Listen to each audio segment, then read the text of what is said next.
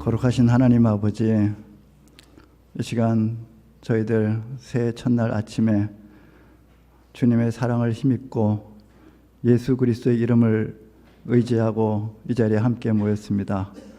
이 가운데 성령으로 임재하시고 저희들에게 말씀해 주시옵소서. 저희들의 마음을 깊이 있게 감화시켜 주시고 저희 모두 하나님의 모든 자비하심 안에서 우리 자신을 하나님께서 기뻐하시는 거룩한 산 제물로 드리는 이 영적 예배의 놀라운 복을, 그 놀라운 비밀을 새롭게 경험하고 또 주님 앞에 살아가는 그런 귀한 시간 되도록 주님께서 함께 해주시고 이끌어 주시기를 간절히 기도합니다. 이 시간 주님께 의탁하옵고 예수님 이름으로 기도합니다. 아멘.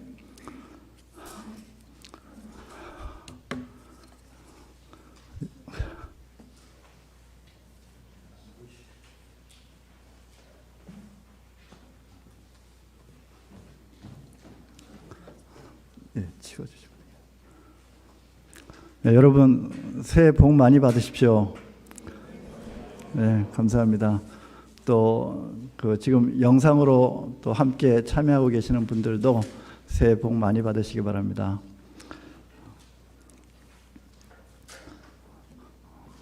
지난 얼마 전에 저희 아버지 위해서 또 이렇게 간절히 기도해 주셔서 감사합니다. 처음에 위급한 상황이었지만 여러분들의 많은 기도와 또 주님께서 긍휼을 베풀어 주셔가지고 지금 이제 많이 호전되고 또 회복 중에 계십니다. 지난 한 해 동안 또 여러 가정 가운데 이렇게 건강도 좀 어려운 분들도 많았었고 또 직장 문제라든가 자녀 문제라든가 여러 가지 힘든 일들도 많았을 텐데 새해 저희 서울 ENM 모든 가정 가운데 모두 다 건강하시고 또 모든 하는 일들, 가정과 또 직장 또 선교 이 모든 가운데 주님께서 형통하게 이끌어 주시기를 간절히 기도합니다. 혹시 오늘 같이 만나셔가지고 새해 인사를 나누셨는지 모르겠는데 잠시 옆자리에 계신 분하고 반갑게 새해 인사 좀 나누시겠습니다.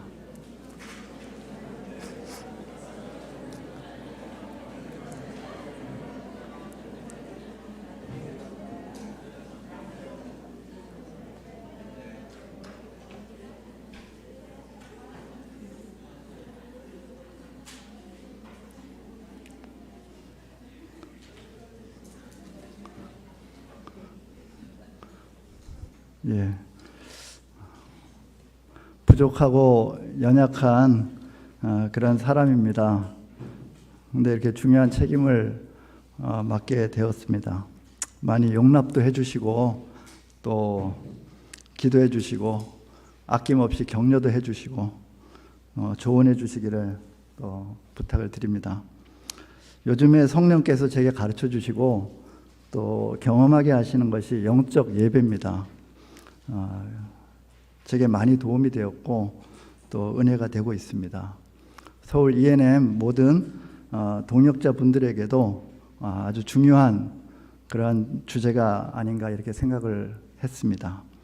그래서 2024년 비전으로 영적 예배의 복을 누리는 제자들로 성장한다, 이것을 제시해 드리고자 합니다. 거기 서울 ENM 2024 비전 이렇게 있잖아요. 같이 한번 외쳐볼까요? 시작. 영적 예배의 복을 누리는 제자들로 성장한다. 예. 로마서 12장 1절 2절도 함께 다시 한번 읽겠습니다. 그러므로 형제들아, 내가 하나님의 모든 자비하심으로 너희를 권하노니 너희 몸을 하나님이 기뻐하시는 거룩한 산 제사로 드리라. 이는 너희 드릴 영적 예배니라. 너희는 이 세대를 본받지 말고 오직 새롭게 함으로 변화를 받아 하나님의 선하시고 기뻐하시고 온전하신 뜻이 무엇인지 분별하도록 하라. 아멘. 양쪽에 이렇게 지금 오늘 기도회 주제를 또 걸어놨습니다. 말씀도 이쪽에 걸어놨고 계속해서 기억하시면서 또 은혜 누리시기 바랍니다. 제가 지금 제시해드린 이 비전에 대해서 제가 배우고 경험한 것을 또 경험하고 있는 것들을 나누고 싶습니다. 영적 예배가 무엇인지, 그리고 그 영적 예배가 어떤 의미를 갖고 있는지, 또 영적 예배의 중요한 요소들이 무엇인지를 함께 나누고, 또 영적 예배의 모델을 좀 제시를 해드리고, 그 다음에 우리 자신의 영적 예배, 나의 영적 예배를 돌아보는 그런 기회가 되었으면 좋겠습니다. 이 시간 성령께서 우리 각 사람을 감화시켜 주시기를 기도합니다. 첫 번째로 첫 번째가 거기 주제가 있죠. 첫 번째 같이 읽겠습니다. 시작. 영적 예배는 하나님과 만남이다. 그렇습니다. 영적 예배는 하나님과 만남이라고 하는 것입니다. 예수님께서 여기 누가복음 18장에 보면은 이렇게 한 비유를 말씀하십니다. 두 사람이 기도하러 성전에 올라가는 장면입니다. 한 사람은 자기가 옳은 사람이라는 것을 뽐내는 그러한 바리새파 사람이었고, 또 한 사람은 남의 것을 빼앗는 그 세관원 이런 사람이었습니다.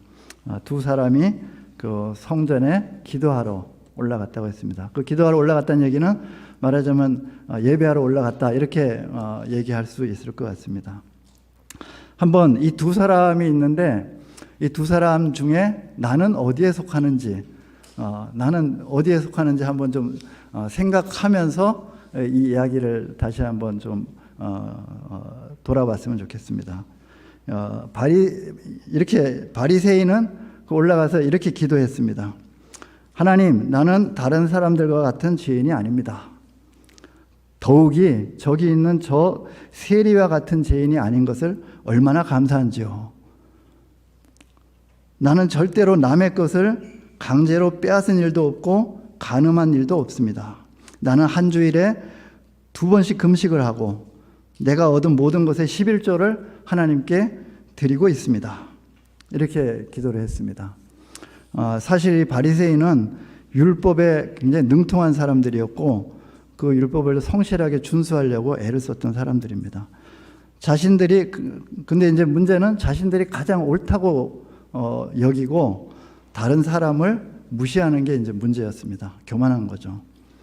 그 다음에 세리는 이렇게 기도했습니다. 세리는 멀리 서서, 가까이 가지도 못하고 멀리 서서 감히 하늘을 우러러볼 생각도 못하고 슬픔에 잠겨서 그저 가슴을 치면서 하나님, 이 죄인에게 자비를 베풀어 주소서.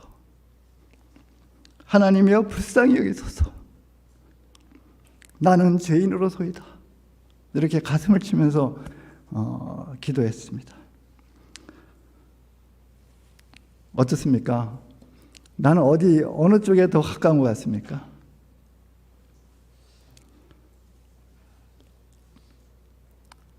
저를 돌아봤습니다. 저는 때로는 바리새인 쪽에 가깝다가 또 때로는 세리 쪽에 이렇게 가까운 그런 모습이 있구나 이런 생각을 했습니다. 이 둘은 어떻게 되었을까요? 이 두 사람 우리 다 알고 있듯이 그 세리는 용서받았습니다. 의롭다함을 받았습니다. 그리고 정말 기쁜 마음으로 평안한 마음으로 집으로 돌아갔습니다. 그러나 바리새인은 어떻게 됐습니까? 빈손으로 돌아갔습니다. 두 사람의 공통점이 무엇일까요? 두 사람의 공통점. 두 사람의 공통점은 둘 다 죄인이라는 겁니다. 죄인이에요. 근데 한 사람은 죄를 인지하고 그것을 괴로워하고 그것을 주님 앞에 회개하는 이런 사람이었고, 또 한 사람은 내가 죄인인지를 잘 못 느끼는 사람이었어요. 분명히 죄인인데 교만한 죄인이었어요. 세리도 굉장한 죄인이에요. 이 사람들은 그 로마로부터 세금을 갖다가 징수를 위탁받은 사람들이에요. 그 당시에 로마 식민지로 있었기 때문에 이 로마에다 세금을 내야 됐거든요. 그 세리들 고용해가지고 일정한 세금을 걷어서 로마에다 바치면 돼요. 근데 이 세리들은 그 걷어야 될 얼마 정도 걷으면 될 그것보다도 훨씬 더 많이 그 징수를 하는 거죠. 그러니까 이게 세리들 중에 부자들이 많습니다. 예를 들자면 삭개오도 상당히 부자였죠. 그리고 성경에 또 있는 그 마태, 레위라고 하는 그 마태도 이런 세관 직원이었습니다. 예, 둘 다 죄인이라고 하는 거죠. 또 한 가지는 둘 다 예배하러 올라갔어요. 기도하러 올라갔다고요. 같은 공통점을 갖고 있습니다. 그 차이점은 뭐냐? 바로 한 사람은 죄를 인지하고 있었고 또 한 사람은 그렇지 못했다라는 거죠. 근데 제가 여기서 중요하게 생각되었던 거는 이런 거예요.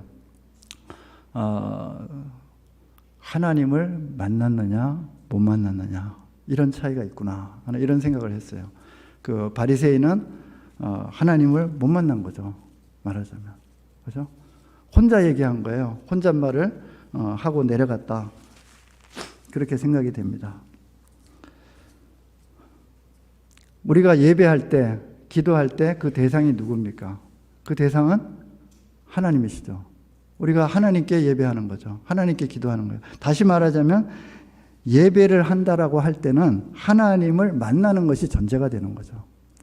근데 하나님을 만나지 못한다면 이게 어떤 의미를 가질 수 있을까요? 이게 과연 성경에서 말하고 있는 그런 예배냐 하는 거죠.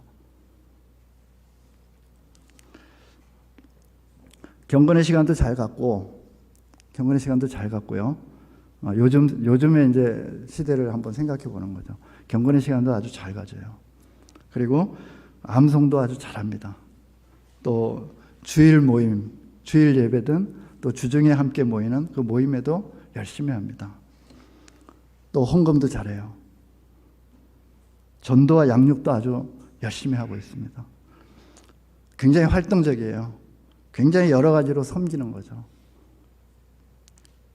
그렇게 한다 하더라도 핵심, 하나님을 만나지 못한다면, 영혼의 감화가 없다면, 마음의 감동이 없다면 성경이 말하는 예배라고 할 수 있겠느냐라고 하는 겁니다. 이것이 저에게도 굉장히 중요한 도전이 되었습니다.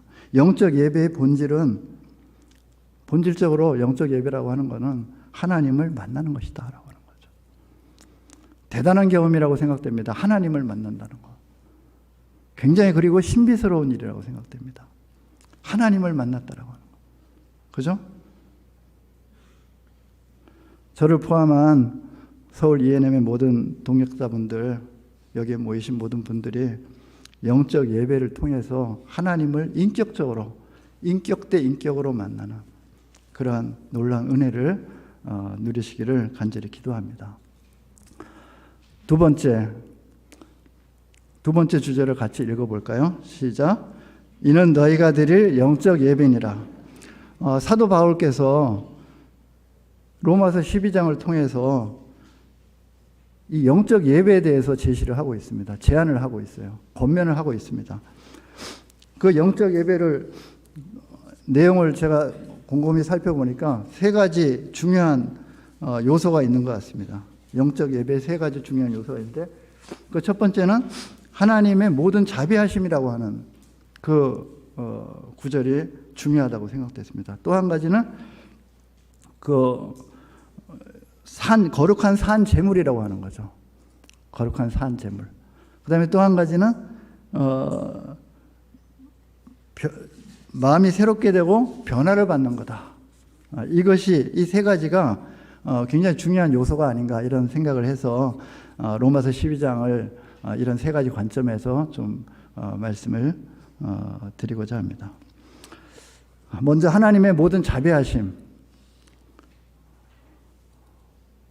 하나님의 모든 자비하심. 하나님의 모든 자비하심은 영적 예배의 근거가 되는 겁니다.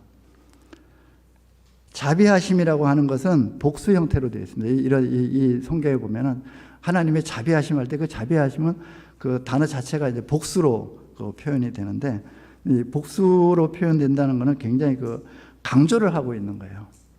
그래서 그게 말하자면은 측량할 수 없는, 또 한없는 엄청 큰 이런 어떤 거죠. 그러한 자비하심. 그래서 우리 한글 성경에서는 그 자비하심을 앞에다가 모든을 붙인 거예요. 강조하기 위해서 모든 자비하심이라고 하는 거죠. 그 자비하심. 이 자비하심이라고 하는 것은 단어가 여기다 이제 사도 바울께서 뭐 은혜라고 표현도 안 하고 또는 뭐 사랑이라는 표현도 안 하고 그 자비하심으로 이렇게 표현했는데, 이 자비하심이라고 하는 거는 불쌍히 여긴다는 거예요. 불쌍히 여긴다는 거죠. 불쌍히 여기는 건 뭐랑 관련이 있습니까? 불쌍히 여긴다. 누구를 불쌍히 여긴다. 그 사람이 굉장히 연약한 사람이다. 또는 그 사람이 죄인이다. 이럴 때 불쌍히 여기는 게 이게 관련이 되잖아요. 나 죄인도 아닌데 뭐 불쌍히 여길 게 뭐가 있습니까? 죄를 모르면은 자비하심이 뭔지를 경험을 할 수가 없습니다. 죄를 깊이 있게 인지하지 못하면은 그 자비하심이 얼마나 놀라운 건지를 알 수가 없다는 거죠. 세리가 감히 얼굴도 못 들고 다만 이렇게 가슴을 치면서 한번 가슴을 쳐보세요. 이 가슴을 치면서 하나님 불쌍히 여기소서, 저에게 자비를 베풀어 주소서, 그런 거예요. 나는 죄인으로소이다. 이런 고백을 했을 때 하나님께서는 그를 한없이 불쌍히 여기신 거죠. 불쌍히 여기신 거예요. 그래서 세리는 하나님의 놀라운 자비하심을 입고 그렇게 성경에 뭐라고 표현은 안 되어 있지만 깊은 내적인 평안 누리며 또 뭐라고 표현할 수 없는 그런 기쁨을 누리고 굉장히 자유로운 가운데 가벼운 마음으로 집으로 돌아갔을 거라는 거죠. 이러한 하나님의 자비하심이 없이는 하나님 앞에 나갈 수도 없습니다. 그래서 이 하나님의 이 모든 자비하심이라고 하는 것이 바로 영적 예배의 근거가 된다, 이렇게 말씀드리는 거예요. 자비하심, 하나님의 자비하심이 없으면 우리는 감히 하나님 앞에 나갈 수 없다는 거죠. 그렇기 때문에 예배라고 하는 것이 성립할 수가 없습니다. 그래서 사도 바울은 하나님의 모든 자비하심으로라고 하는 이런 전제를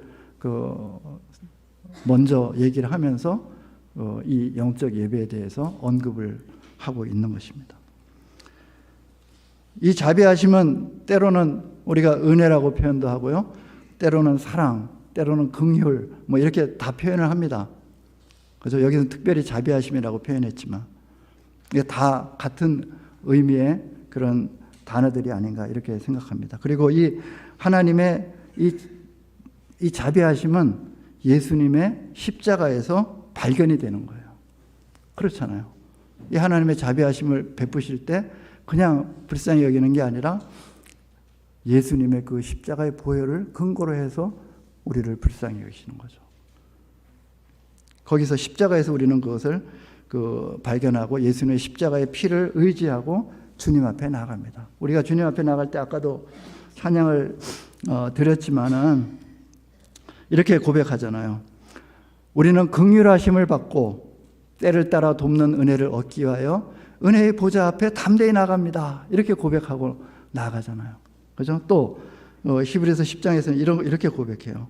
우리는 예수의 피를 힘입어 성소에 들어갈 담력을 얻습니다. 이렇게 고백을 한다고요. 또 다른 곳에서는 이 하나님의 자비하심, 하나님의 사랑을 로마서에서는 이렇게 표현을 해요.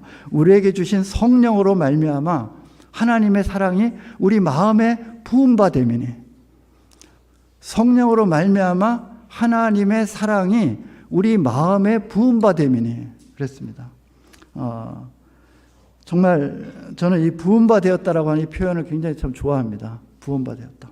부어졌다라고 하는 거예요. 여러분, 누가 물을 한 양동이 들고 갖다 부으면 어떻게 됩니까? 나한테 갖다 부어버리면 물에 흠뻑 젖게 되잖아요. 근데 하나님의 그 사랑을 우리 마음에다 들이부으셨다라고 하는 거죠. 성령을 통해서. 그러면 어떻게 돼요? 우리는 그 하나님의 사랑에 흠뻑 젖게 되는 거다 하는 거죠. 젖는 거예요, 완전히. 그렇죠. 저는 아주 이 표현을 로마서 5장 7절, 8절 그 전에 나오는 말씀입니다.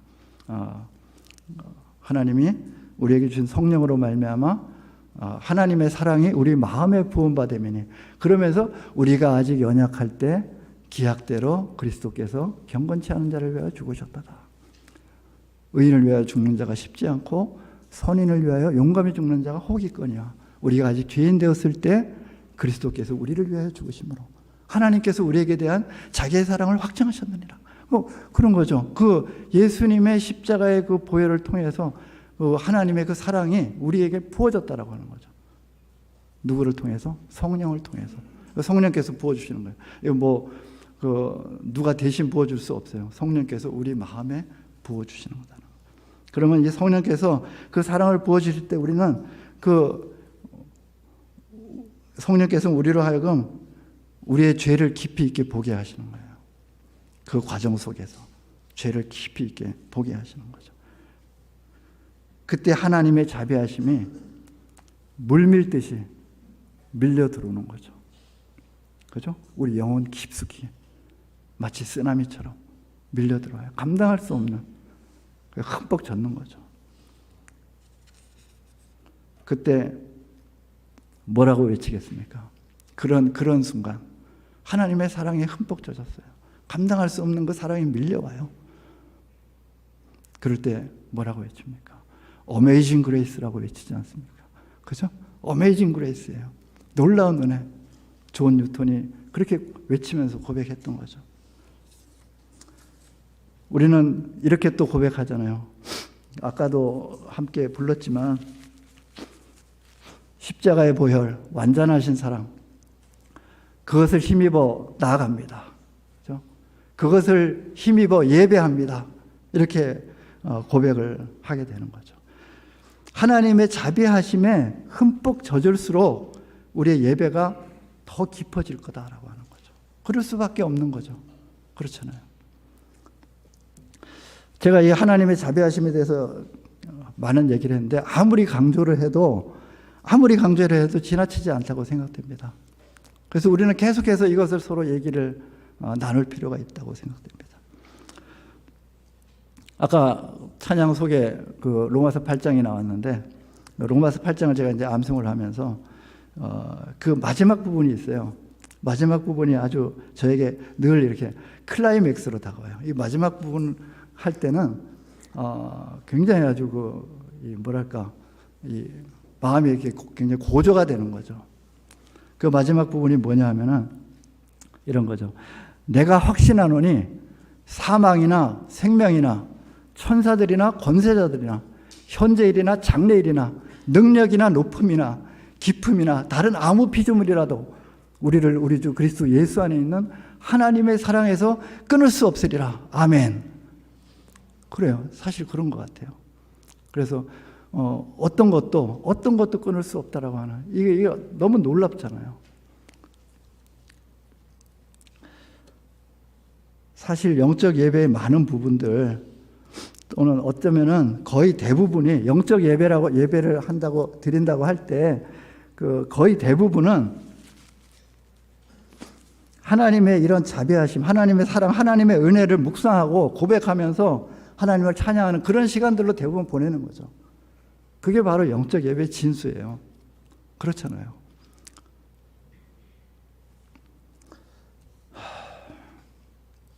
하나님 앞에 예배할 때 하나님의 그 자비하심에 흠뻑 젖어서 주님 앞에 예배하는 저희 모두가 되기를 또한 간절히 기도합니다. 두 번째는 그 두 번째 요소가 거룩한 산 제물이에요. 거룩한 산 제물이라고 하는 것은 영적 예배에서 빼놓을 수 없는 굉장히 중요한 요소인데 많이 빼먹어요. 흔히들 많이 빼먹는 거예요. 이 제물, 거룩한 산 제물을 빼먹는 경우가 참 많아요.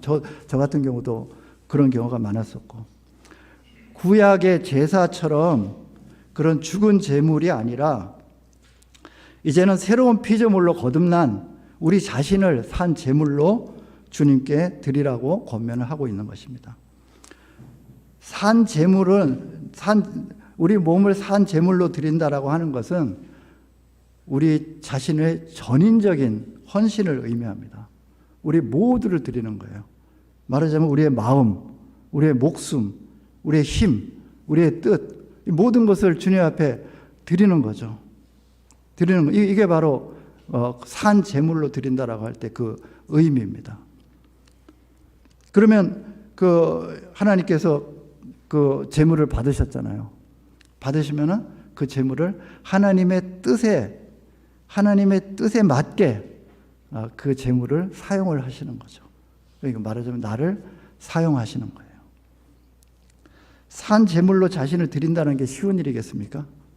이게 보통 어려운 일이 아니죠. 어떻게 자기 자신을 전적으로 하나님께 드릴 수 있겠습니까? 불가능한 일이지만 성령께서 하나님의 그 자비, 하나님의 사랑을 우리 마음에 부어주실 때 우리는 그 사랑에 흠뻑 젖어가지고 감격하고 기쁨으로 나의 전부를 산 제물로 드리게 되는 것입니다. 얼마나 놀랐습니까? 이게 내 힘으로 할 수 없는 일이거든요. 근데 주님의 사랑에 그 자비하심에 흠뻑 젖을 때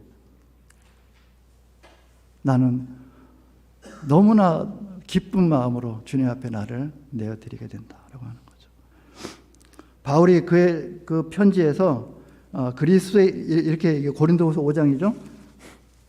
그 편지 속에서 그리스도의 사랑에 강건되었다라고는 이끌렸다는 거죠. 강하게 이끌려서 또는 그리스도의 사랑에 강하게 사로잡혀서 그리스도의 사랑에 강건되어서 다시는 자신을 위해 살지 않고 나를 위해 죽었다가 다시 사신 그분을 위해서 살겠노라고 그렇게 고백을 하고 있습니다. 이거 바로 거룩한 산 제사라고 생각됩니다. 성령께서 우리 삭개오를 잘 알잖아요. 삭개오를 성령께서 예수님의 그 사랑에 흠뻑 젖게 하셨어요. 삭개오야 라고 부를 때 그때 이미 삭개오는 아주 그냥 완전히 무너진 거죠. 그죠? 그 주님의 사랑에 흠뻑 젖게 된 거예요. 그렇게 흠뻑 젖게 하셨을 때 삭개오가 어떻게 했습니까? 자기 목숨과도 같은 삭개오에게는 이 재물이 목숨과 같은 거예요. 그걸 그냥 내놓잖아요. 이 삭개오가 맨정신으로 그렇게 할 수 있겠습니까? 하나님의 그 놀라우신 사랑에 사로잡혀가지고 그렇게 한 거죠. 성경에 기록되지는 않았지만 삭개오는 아마 먼저는 기쁨으로 이 사랑에 사로잡혀가지고 기쁨으로 자기 자신을 주님 앞에 드렸을 거예요. 그죠? 그리고 그 제물도 함께 드리게 되었을 거다. 이렇게 저는 이해를 하고 있습니다. 주님 앞에 나갈 때마다 예배할 때마다 그 은혜에 이렇게 강하게 이끌려가지고 자신을 거룩한 산 제물로 드리는 이 아주 특별한 기쁨을 우리 모두가 누리게 하시기를 또한 간절하게 기도합니다. 세 번째 요소, 마음이 새롭게 되고 변화를 받아. 그 영적 예배라고 하는 걸 다시 한번 정의를 하자면 영적 예배란 우리가 성령 안에서 영과 진리로 예배한다고 했잖아요. 성령 안에서 하나님의 모든 자비하심을 힘입어 우리 자신을 거룩한 산 제물로 드리는 거예요. 이게 바로 영적 예배거든요. 그렇게 영적 예배를 드리면 하나님께서는 성령을 통해서 우리를 이제 새롭게 하기 시작하죠. 새롭게 하시는 거죠. 변화시키시는 거죠. 뭐 이런 과정들이 막 딱 이렇게 어떤 순서가 딱 정해져 있는 건 아니에요. 그 순서가 정해져 있는 건 아니지만 하여간 이런 일들이 일어나는 거예요. 그래서 우리가 주님 앞에 드려졌을 때 주님께서 우리를 변화시키기 시작한다는 거죠.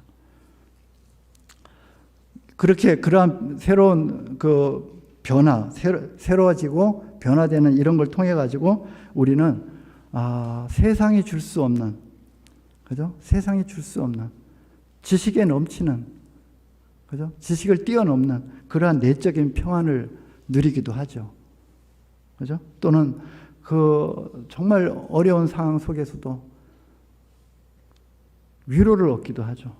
이 내 마음이 그런 게 사실 일반적으로는 쉬운 일이 아닌데 그 주님 앞에서 주님의 사랑을 입은 사람들이 나타내 보이는 그런 놀라운 증거들이죠. 그래서 그런 내적 평안, 위로 또는 치유 또는 자유함 뭐 이런 것들이 이렇게 그런 걸 누리게 되는 거예요. 또 이 세대를 본받지 않고 살아가고자 하는 그런 마음이 생겨나게 되는 것이고,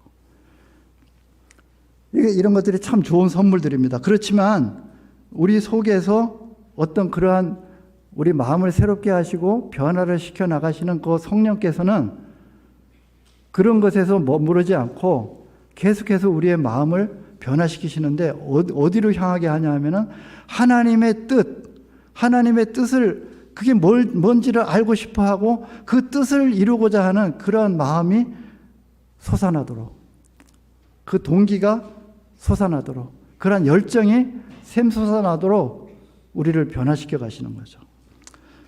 바울이 다른 편지서에서 빌립보서 2장에서 그렇게 말씀하고 있잖아요. 한번 빌립보서 2장 있나요? 예. 한번 읽어볼까요? 시작. 너희 안에서 행하시는 이는 하나님이시니 자기의 기쁘신 뜻을 위하여 너에게 소원을 두고 행하게 하시나니. 예. 소원을 두고 행하게 하시나. 하나님의 기쁘신 뜻을 위해서 소원을 두고 행하게 하신다는 거죠. 이렇게 우리 마음속에 하나님의 그 선하시고 기뻐하시고 온전하신 뜻, 그 뜻을 알고 그 뜻을 따라 살고 그 뜻을 이루고자 하는 그런 간절한 동기, 열망을 갖다가 샘솟게 하시는 거죠. 예수님께서 이런 말씀하셨습니다. 요한복음 4장에서 나의 양식은 나를 보내신 이의 뜻을 향하며 그의 일을 온전히 이루는 이것이다. 이렇게 고백을 하셨어요. 나의 양식. 그럼 우리도 마찬가지로 예수님처럼 우리가 이제 변화가 되면은, 새롭게 되고 변화될 때 우리도 그런 고백을 하는 거예요. 우리도 하나님의 뜻을 행하는 것을 마치 맛있는 음식을 먹듯이 그렇게 즐겁게 하나님의 뜻을 따라 살게 된다. 이것이 이제 여기서 말하고 있는 그런 의미입니다. 그리고 또 예수님께서는 이렇게 말씀하셨잖아요. 아버지께서 내게 하라고 주신 일을 이루어 이 세상에서 아버지를 영화롭게 하였사오니. 그렇게 고백을 하셨거든요. 하나님의 뜻을 이루어서 하나님을 영화롭게 해드렸다, 이런 고백을 하셨듯이 우리도 마찬가지로 우리 마음이 새롭게 되고 변화되어서 하나님의 뜻을 알고 그 뜻을 이루어 나가면서 하나님 앞에 하나님을 영화롭게 해드리는 그런 놀라운 경험들을 하게 될 거다. 이러한 변화는 인간의 지각을 뛰어넘는 것이죠. 사람이 하나님의 뜻을 따르는 마음으로 변한다라고 하는 것은 참으로 신비한 성령의 역사입니다. 마치 성령의 바람이 부는 거예요. 그래서 그 사람이 변화되고 그 사람이 하나님의 뜻을 이루고자 하는 그 열망이 가득 차게 된다라고 하는 거죠. 이것이 영적 예배의 어떤 효과, 결과, 열매 이런 것들이라고 저는 이렇게 생각을 하게 됩니다. 우리를 새롭게 하시고 변화시키시는 주님을 찬양합니다. 영적 예배를 통해서 이런 놀라운 변화를 경험하는 우리 모두가 되기를 또한 간절히 기도합니다. 이제 큰 세 번째로 이제 이 영적 예배의 모델을 좀 함께 생각을 해봤으면 좋겠습니다. 이사야 6장에 제시된 모델입니다. 이사야의 얘기예요. 이사야의 얘기. 성경 말씀이 제시가 되고 있지만 거기 또 자료에도 있잖아요. 그 내용들을 보면서 제가 설명을 드릴게요. 이사야 선지자는 하나님의 거룩하신 영광에 압도되는 거예요. 그렇잖아요. 높이 들린 보좌에 앉으신 주님 앞에 갑자기 서게 됐어요. 그리고 그 옷자락의 성전에 가득한 그런 장면들을 목도하는 거예요. 그래서 어안이 벙벙해졌죠. 그런데 갑자기 그 날개 달린 천사들이 날아다니면서 찬양을 하기 시작하는 거죠. 거룩하다, 거룩하다, 거룩하다.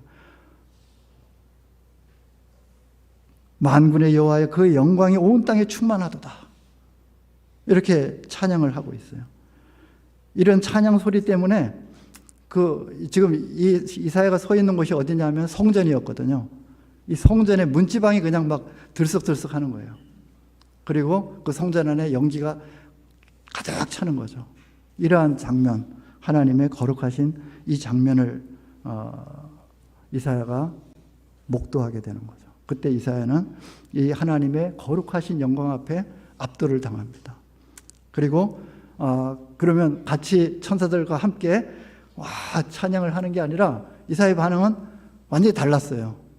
함께 찬양하는 게 아니라 화로다 나여 망하게 되었도다. 나는 입술이 부정한 사람이다. 나는 입술이 부정한 백성 가운데 살고 있으면서 만군의 여호와이신 왕을 배웠구나. 나는 이제 죽었다. 이렇게 고백을 하고 있습니다. 자신의 죄가 드러난 거예요. 하나님의 거룩하신 영광 앞에 바로 자기 죄가 벌거벗은 것 같이 확 드러나 버렸어요. 그러니까 이사야가 너무너무 당황스러운 거죠.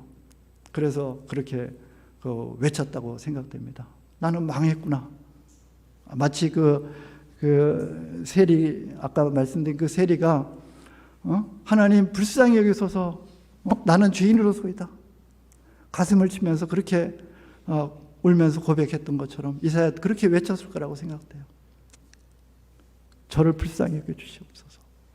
자비를 베풀어 주시옵소서.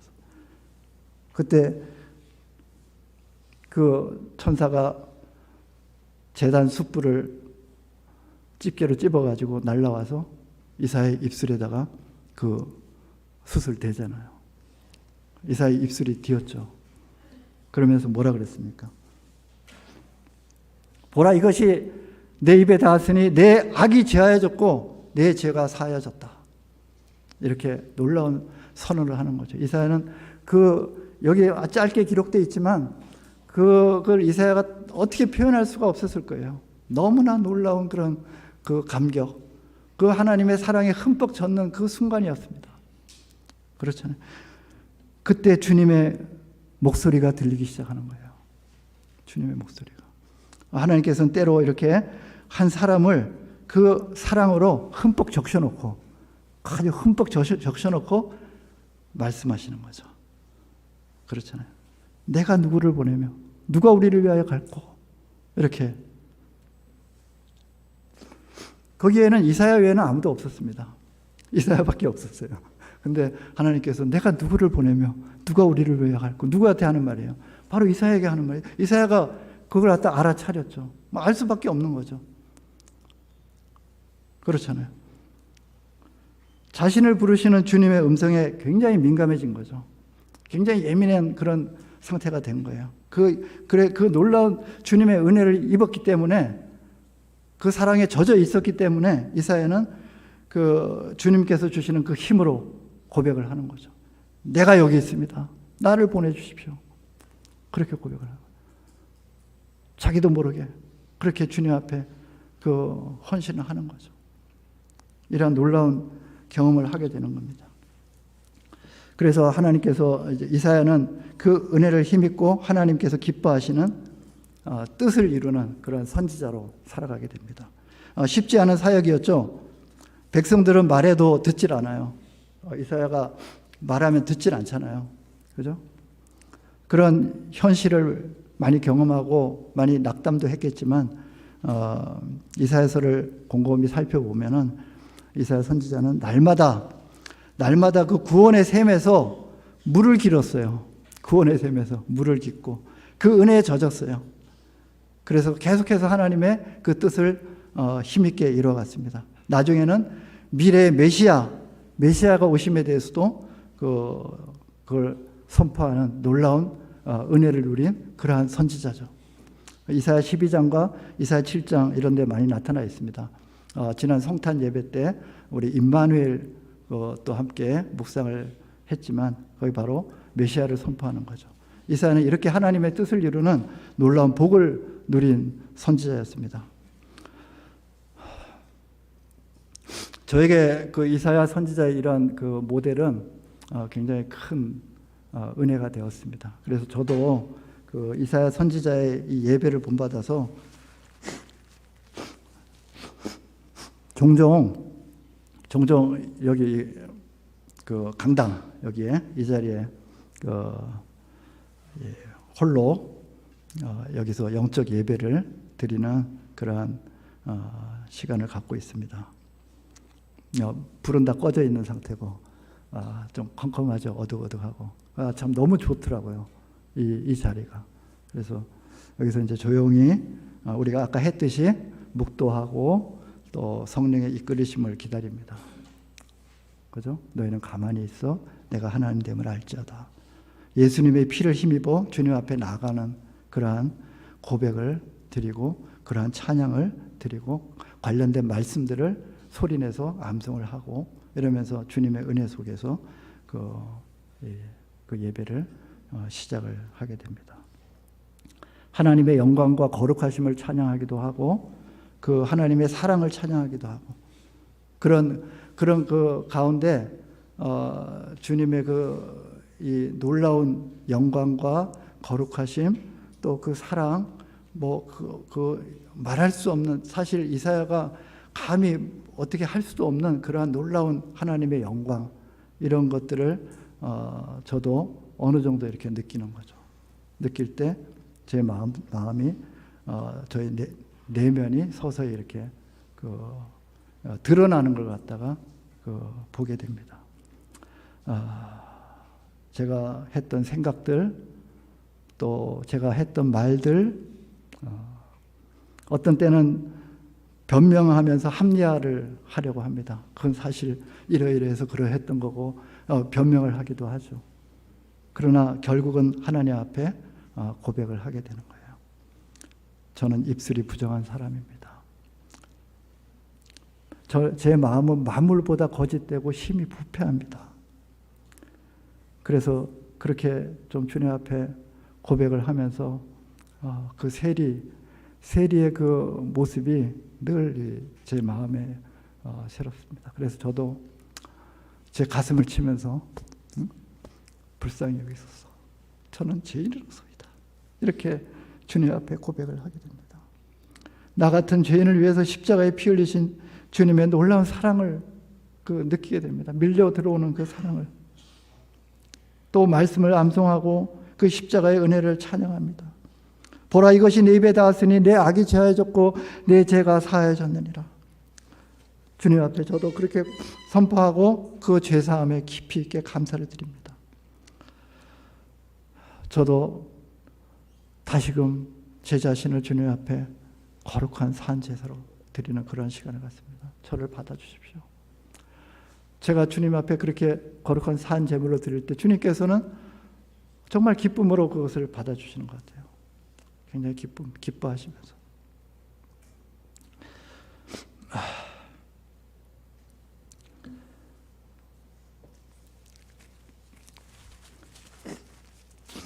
하나님의 뜻을 알고 따르고 그것을 이루어가고자 하는 그래서 하나님을 영화롭게 해드리고 싶은 그런 마음이 이렇게 샘솟아 오르는 것 같다가 느끼게 돼요. 그래서 저도 그렇게 고백을 합니다. 내가 여기 있습니다. 나를 보내소서. 주님께서 하시는 말씀들을 이렇게 많이 이렇게 마음에 떠오릅니다. 나를 따라오너라. 그 말씀이 그래서 주님을 따르겠습니다. 고백하죠. 그죠? 내가 너희로 사람을 낚는 어부가 되게 하리라. 네, 제가 주님을 따르겠습니다. 감사합니다. 주님을 따를 수 있도록 저를 불러주시니 너무나 놀랍습니다. 감사합니다. 그렇게 기도하죠. 하늘과 땅의 모든 권세를 내게 주셨으니 그러므로 너희는 가서 모든 족속으로 제자를 삼으라. 그런 부르심. 예, 아멘. 주님의 권세를 힘입고 주님 앞에서 세상 끝날 세상에 나가서 주님의 제자를 삼겠습니다. 이렇게 고백을 합니다. 충성된 사람에게 부탁해라. 여기 이 말씀 있잖아요. 이 말씀이 눈앞에 다가오는 거죠. 강단에 있으니까. 제가 충성된 사람이 되게 해주시고 또 저로 충성된 사람을 도와줄 수 있도록 이끌어 주시옵소서. 이렇게 기도를 합니다.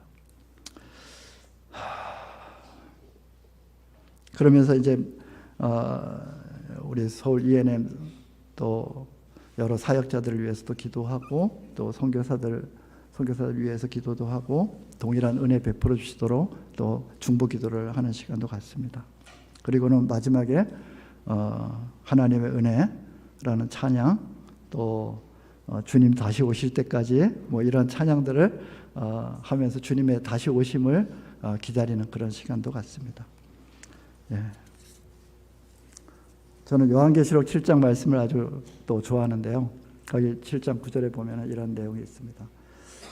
아무라도 능히 셀 수 없는 허다한 무리가 흰 옷을 입고 손에 종려가지를 들고 보좌 앞과 어린 양 앞에 서서 큰 소리로 외쳐가로되 구원하심이 보좌에 앉으신 우리 하나님과 어린 양에게 있도다. 이렇게 고백하는 그 찬양을 부르면서 주님 앞에 외칩니다. 마라나타.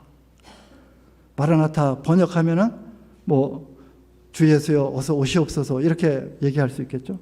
그죠? 마라나타 하고 주님 다시 오심을 간절히 고대하면서 이제 예배를 마치게 됩니다. 강당을 나설 때 그 기쁨을 말로 다 설명하기가 쉽지 않습니다. 주님과 나눈 그 기쁨을 사실은 경험한 한 사람만 아는 거예요. 그죠? 그 기쁨은 그 비밀이에요, 사실. 비밀이죠. 다 표현할 수가 없어요. 그런 거 다 나오는 거죠. 이제 마지막으로 나의 영적 예배에 대해서 생각하는 시간을 갖겠습니다.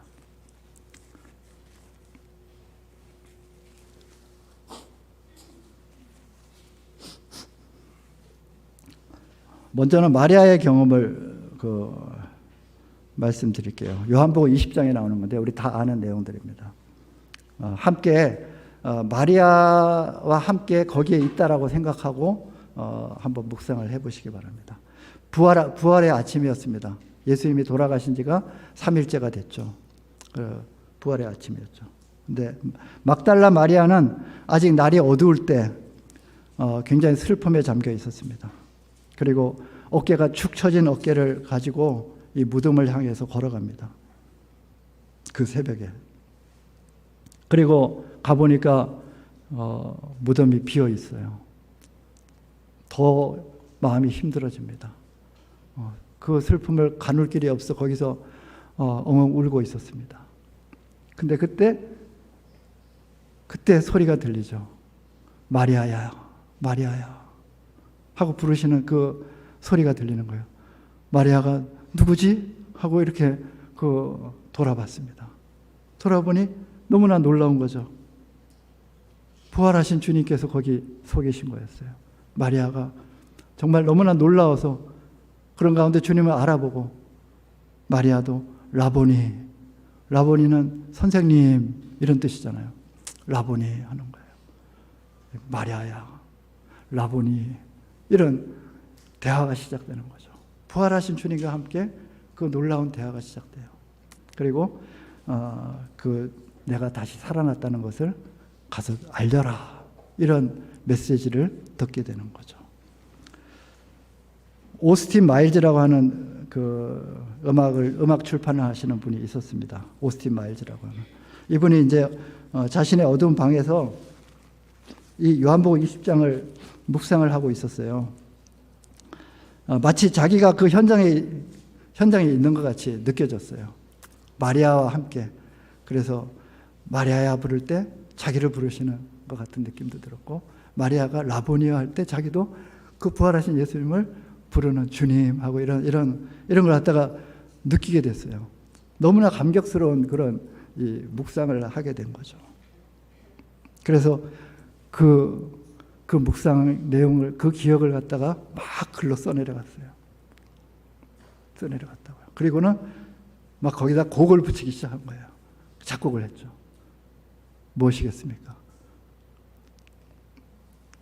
저 장미꽃 위에 있을, 저 장미꽃 위에 있을 아직 맺혀 있는 그때, 귀에 은은히 소리 들리니 주 음성 분명하다.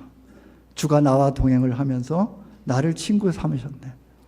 우리 서로 받은 그 기쁨을 알 사람이 없도다. 이 바로 이런 곡을 작곡을 하게 된 거죠. 놀라운 거예요. 우리도 이런 마리아처럼 그러한 놀라운 비밀을 간직하는 주님과의 만남, 그 인격적인 만남 속에서, 그 예배 속에서 이런 경험들을 간직할 수 있기를 원합니다. 나의 영적 예배를 돌아봅니다. 성령에 이끌리며 예수님의 십자가 보혈에 이끌려서 영과 진리로 예배하는 그러한 저희 모두가 되었으면 좋겠습니다. 함께 잠시 기도하겠습니다. 하나님 아버지 감사합니다. 저희들 이 시간 또 이는 너희가 드릴 영적 예배니라 라고 하는 이 놀라운 말씀을 또 함께 나누었습니다. 주님께서 저희 모든 사람들이, 이 가운데 있는 모든 사람들이 성령에 이끌려서 예수님의 십자가의 보혈에 이끌려서 영과 진리로 예배하고 하나님을 인격적으로 만나는 그러한 예배를 누리게 하옵소서. 하나님의 모든 자비하심에 흠뻑 젖어서 자신을 거룩한 산 제물로 드리는 감격스러운 예배를 경험하는 주님의 제자들이 되게 하옵소서. 주님, 이 영적 예배를 통해서 성령께서 우리의 마음을 새롭게 하시고 변화시키셔서 하나님의 뜻을 알고 이루고자 하는 그러한 열망이 샘솟게 하시기를 간절히 기도합니다. 우리를 통해 하나님께서 영광 받아 주시옵소서. 우리 서로 받은 그 기쁨을 알 사람이 없다고 그런 고백을 저희도 하면서 주님 앞에 이 2024년을 또 놀랍게 주님의 은혜 속에서 살아가게 하옵시고 주님께서 저희를 통해 영광 받아 주시옵소서. 예수님 이름으로 기도합니다. 아멘.